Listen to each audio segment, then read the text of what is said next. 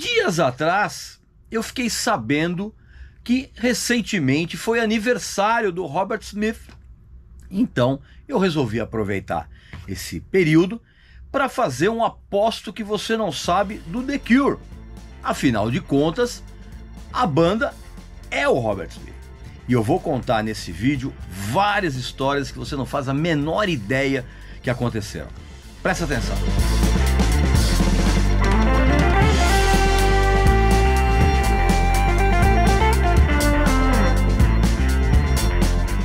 Meu amigo e minha amiga, se você não quer ser incomodado na hora que você estiver ouvindo música, em qualquer local, em qualquer ocasião, eu recomendo que você adquira um fone in-ear espetacular da Edifier, que é o TWS W100T, que é um fone in-ear Bluetooth 5.1, tem uma qualidade sonora incrível e a bateria dura 28 horas. Absolutamente sensacional.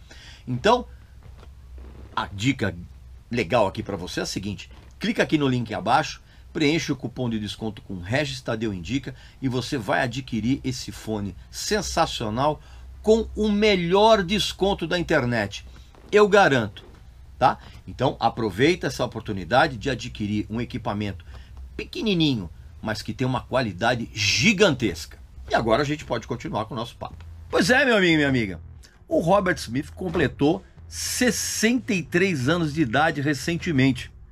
E aí eu resolvi aproveitar essa data e fazer um aposto que você não sabe, porque eu vou contar muitas histórias que rolaram com a banda, que você não tem a menor ideia, você não faz a menor ideia de que isso aconteceu e foi determinante para a carreira da banda. É claro que antes você vai fazer a sua inscrição aqui no canal e aqui na descrição do vídeo você vai clicar em Seja Membro, porque aí você vai ter a possibilidade de se tornar um sócio do nosso exclusivíssimo clube de membros VIP, cheio de novidades, de vídeos exclusivíssimos, séries, cursos, descontos. Basta que você clique aqui embaixo na descrição, seja membro e escolha o seu plano, tá legal? Evidentemente que para que a gente começar a falar a respeito desse aposto que você não sabe do The Cure, é importantíssimo a gente contextualizar tudo o que aconteceu em relação à banda. E, evidentemente, que você já deve saber que o The Cure mesmo, o The Cure, começou em 1978. Depois, evidentemente, de sofrer uma série de mutações em forma de banda, a partir do momento em que um garoto chamado Robert Smith, ele montou em 1973, aos 14 anos, ele montou a sua primeira banda, o seu primeiro grupinho, né, chamado Obelisk, no qual ele tocava piano e tocava guitarra. Claro, todo mundo começa do mesmo jeito. Só que nesse Obelisk, quando o Robert Smith ainda tinha 14 anos, já tinham dois amiguinhos, né, dois amigos dele, que viriam a integrar o The Cure no futuro.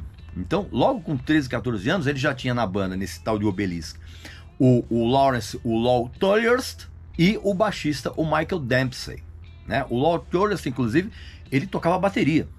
Você já vai perceber aonde eu vou chegar. Então, depois desse grupinho, vieram outros bandas, né? Tinha um quinteto chamado Malice, já com o Robert Smith somente na guitarra, e já tinha um segundo guitarrista, guarda bem esse nome, chamado Paul Thompson. E essa banda já ensaiava canções do David Bowie, do Jimi Hendrix, do Alex Harvey, né, numa igreja. E aí dessa banda surgiu o Easy Cure, né, quando o Robert Smith, aí, além de tocar guitarra, ele assumiu o vocal.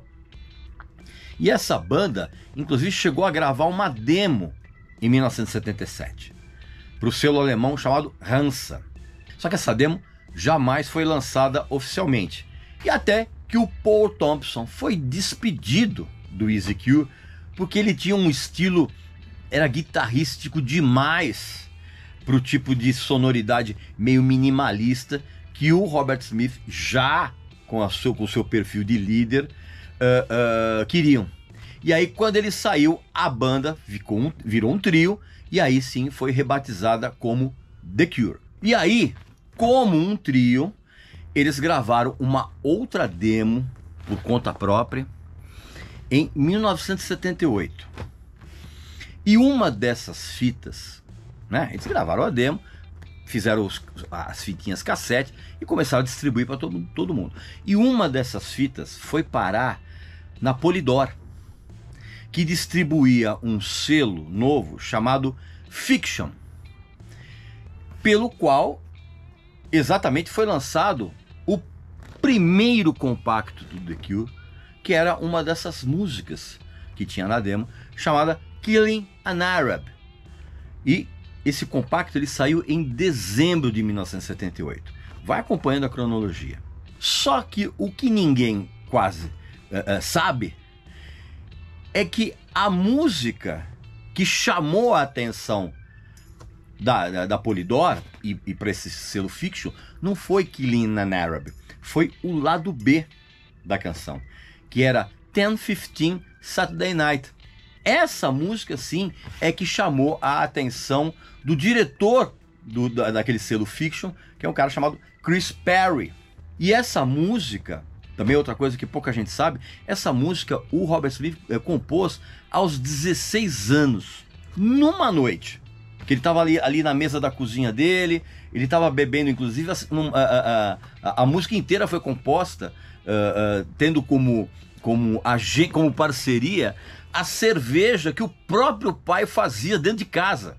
E ele, claro, o moleque com 16 anos, né, desanimado com a vida, aquela coisa, e ele compôs essa música, e foi essa música que chamou a atenção do selo, e não Killing an Arab.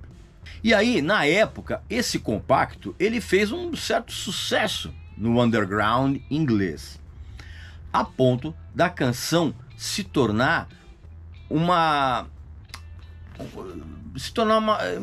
controversa, vamos dizer assim, gerou uma polêmica, né, a respeito de um suposto racismo, teoricamente está no título, mas na verdade essa música não tem nada a ver com racismo. Essa música foi totalmente influenciada por um livro do escritor francês Albert Camus, chamado The Stranger.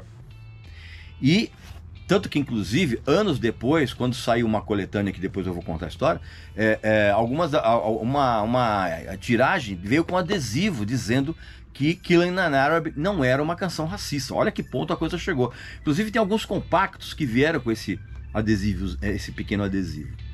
Uma loucura. Para você ter uma ideia de como essa canção ela é controversa, décadas depois, em 2005, a banda chegou a mudar o título dela para Kissing an Arab, ou seja, beijando um árabe. E também Killing Another, Killing an Arab, sabe? Começou a colocar vários títulos, anunciar essa música com vários títulos diferentes nos shows. Inclusive, em alguns shows, os caras chegaram até a mudar de letra. Isso aconteceu décadas depois, 2005, pra você ter uma ideia. E aí veio o álbum de estreia do The Cure, em 79, que é o Three Imaginary Boys, que é um disco, aliás, isso pouca gente sabe, é um disco até hoje detestado pelo Robert Smith, por conta da produção quase amadora, que estragou as canções, segundo ele. E quando a gente fala em produção amadora, a escolha de repertório, da capa, tudo isso aconteceu sem o consentimento do Robert Smith.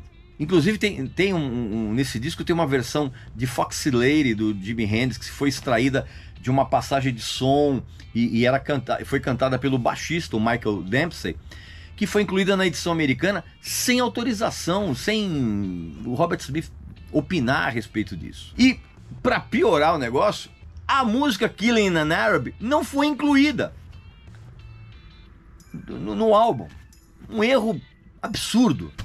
E aí veio o segundo compacto, né, com a hoje clássica Boys Don't Cry, que tem uma letra que fala daquela velha tradição britânica, na época pelo menos, de que os homens jamais devem demonstrar suas emoções em qualquer circunstância. É isso que fala a letra. E obviamente que você conhece essa música também pelo clipe. Só que o clipe foi lançado só em 1986. Aquele clipe com as 3 crianças dublando a música e os caras da banda, o trio, atrás da cortina, daquela cortina meio transparente. Só que ali, mesmo em 86, o Robert Smith chamou de novo o Michael Dempsey, que tinha gravado a canção original e já tinha saído da banda. Então eles estão lá atrás da cortina, né, quase transparente, com aquelas sombras, né, como sombras, né? E na época, como você não tinha muita tecnologia, aqueles olhos brilhando, na verdade, é tinta fluorescente que os caras estavam usando, né? Então, é um clipe clássico. Aí, voltando um pouquinho, na época, né, quando os caras lançaram o primeiro álbum, aí surgiu a oportunidade deles abrirem os shows da Siouxsie and the Banshees, que tinha acabado de lançar o segundo álbum, que é esse aqui, ó, o Join Hands, tá? E aí aconteceu uma coisa extraordinária. O Robert Smith, ele acabou ali do meio da turnê pro final, tendo que fazer uma jornada dupla. Por quê? Porque o guitarrista da Siouxsie, o John Mackay, ele caiu fora no meio da turnê. E isso levou o Robert Smith a preencher o lugar dele, ou seja, ele tocava com o The Cure na abertura e depois trocava de roupa e tocava o show inteiro com a Siouxsie and the Banshees. E isso, na verdade, fez com que, anos depois, eu vou contar essa história daqui a pouco, ele gravasse e excursionasse novamente com ela. Eu já vou contar essa história. Mas tem um detalhe que pouca gente sabe. Foi exatamente esse trabalho, como quebra-galho, vamos dizer assim, que fez o Robert Smith repensar a sonoridade do The Cure, quando ele começou a tocar aquelas músicas da Siouxsie. Então ele mergulhou tanto naquele tipo de atmosfera sonora que aquela intenção inicial que ele tinha do The Cure se transformar numa espécie de mix de Buzzcocks com Elvis Costello e com Beatles, né? No senso melódico, desapareceu completamente. E aí saiu mais um compacto, que é o Jumping Someone Else Train, e depois desse compacto, o Michael Dempsey foi despedido. E o motivo foi muito simples, porque ele não demonstrou o menor entusiasmo em relação às novas canções que o Robert Smith tinha composto depois que ele fez esse quebra-galho na turnê da Siouxsie, porque a sonoridade mudou completamente. Então, como o Michael Dempsey ele não tinha o menor apreço por aquilo, desanimado, tanto que inclusive ele queria muito que o The Cure soasse como uma banda sensacional da época chamada XTC. E aí o Dempsey saiu, ele foi pro Associates, e aí sim ele foi substituído pelo baixista Simon Gallup, que tem uma presença importantíssima na história da banda, né? Todo fã sabe disso.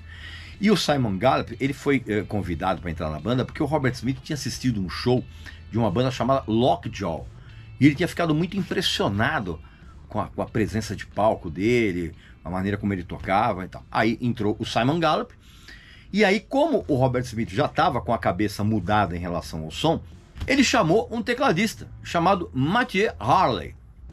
E foi com essa formação, nessa época, que eles chamaram os amigos para fazer backing vocal, e eles criaram um projeto chamado Cult Hero para lançar um compacto de um folclórico carteiro, cara, ali das redondezas de onde eles moravam, cara. E saiu esse compacto do Frank Bell, que era o nome do carteiro, e o compacto chama-se I'm a Cult Hero. Isso aí dá pra ouvir aí no serviço de streaming, é um negócio hilário.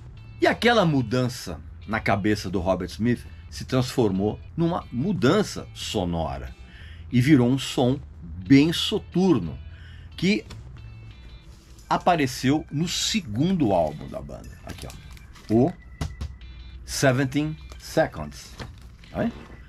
Essa aqui é a edição original inglesa da época. tá? Disco incrível, uma mudança realmente bem drástica. E além daquela influência toda que ele recebeu quando tocou com a Suzy and the Banshees, nessa época ele estava ouvindo sem parar esses discos aqui, ó. O Five Leaves Left, do Nick Cave, o Astral Weeks, do Van Morrison, e o Low, do David Bowie. Então, assim, a cabeça do Robert Smith estava completamente influenciado por essa coisa, né? Você entendeu? E aí o que acontece? Ah, e também tinha um outro disco também que o Robert Smith estava ouvindo muito nessa época, por incrível que pareça, era um disco do Jimi Hendrix. Aquele disco I Love White, tá? Estava ouvindo direto o tempo inteiro. Todo esse caldeirão já estava totalmente sob controle do Robert Smith, que ele tinha assumido completamente o controle, coisa que não tinha acontecido no disco de estreia, né, o Three Imaginary Boys. E aí o que acontece? O Robert Smith, isso também é uma outra coisa que pouca gente sabe, ele compôs todas essas músicas sozinho, num órgão Hammond, com um gravador embutido que ele mantinha lá na casa dos pais dele. E esses arranjos que ele fez, essas canções, as canções tinham os arranjos tão completos que a banda nem precisou gravar demos. Todo mundo entrou no estúdio, gravava as bases direto para depois colocar os overdubs. Não precisou fazer demos ou fazer pré-produção, nada. E aí o controle do Robert Smith ficou muito evidente quando ele teve discussões sérias com o tecladista lá, o Hartley. Porque o Hartley, ele insistia em fazer acordes no teclado. Enquanto o Robert Smith, ele exigia, cara, que ele tocasse apenas notas para criar o clima. E como a verba para gravar esse disco era muito curta, né? A Fiction tinha destinado uma verba ridícula, entre 2 e 3 mil libras para gravar o disco inteiro, que é uma soma absolutamente irrisória para você fazer um álbum. Então o que acontece? O disco todo ele teve que ser gravado e mixado em apenas uma semana. E o Robert Smith obrigou todo mundo envolvido no disco a trabalhar 17 horas por dia para cumprir esse prazo. Você tem uma ideia como o prazo era tão pequeno que uma das canções do disco, chamada The Final Sound, ela na verdade ela teve a duração dela reduzida em quase 1 minuto para poder entrar no disco, porque acabou a duração da fita analógica enquanto eles estavam gravando e era impossível refazer a gravação. Então a música entrou com quase 1 minuto a menos do que ela tinha, na verdade. E aí esse disco rendeu outro compacto, e eu vou falar sempre dos compactos, porque esses disquinhos foram importantíssimos para a solidificação do The Cure. E aí, nesse disco, foi extraída uma faixa que foi lançada em compacto, que chama-se A Forest, canção antológica, que foi a última canção a ser gravada, finalizada no disco. E pra você ter uma ideia, ela demorou muito, ela consumiu muito tempo do escasso prazo que a banda tinha para terminar o disco. E essa música fez um sucesso, esse compacto fez um sucesso muito grande na Inglaterra. E mesmo com o Robert Smith, como é que eu vou dizer, ele recusando o pedido da gravadora para deixar a música mais radiofônica. Ele se recusou a fazer isso, né? Ele já estava no controle da coisa, e a música foi lançada dessa forma e fez um sucesso muito grande. E até hoje, essa música especificamente, ela é considerada como o marco zero do som gótico.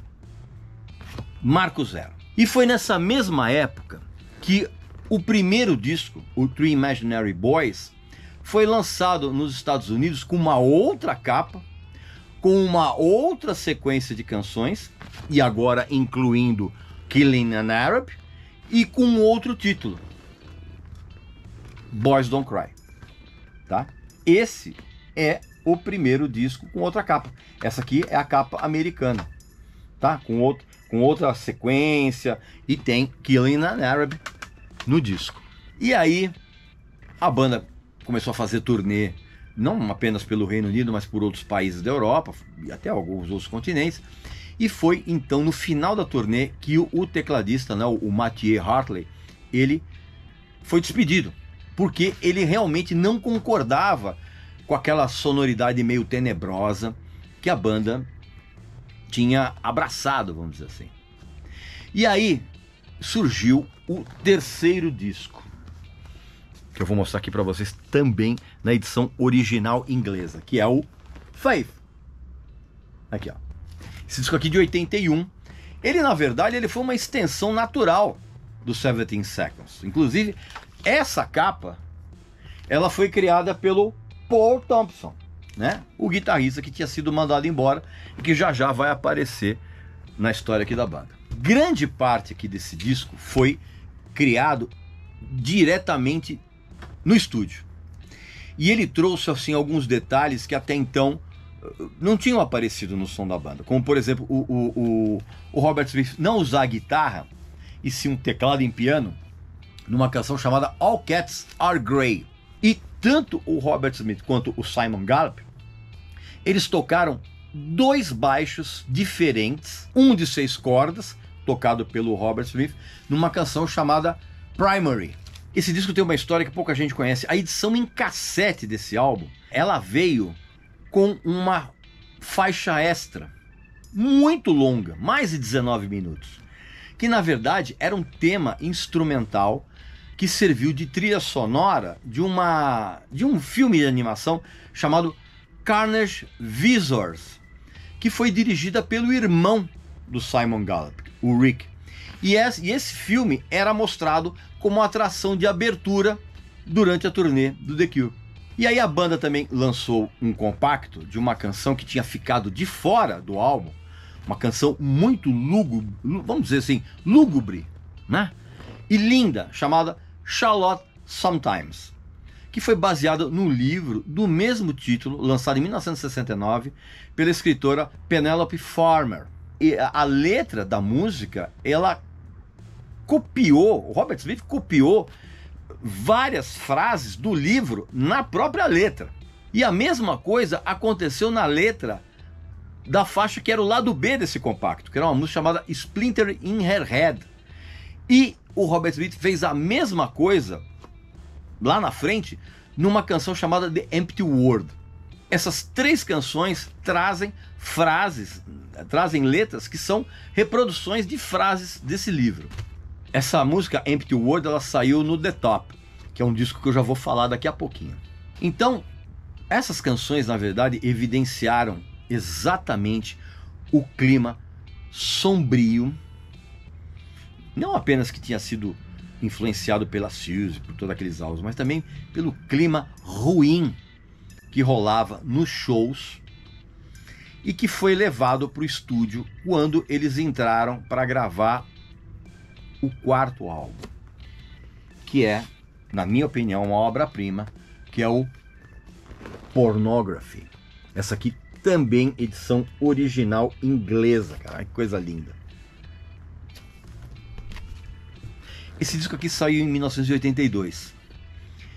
E logo de cara, esse disco, durante as gravações, o clima estava tão ruim que o Robert Smith começou a pensar se valeria a pena continuar fazendo aquela sonoridade sombria o tempo todo.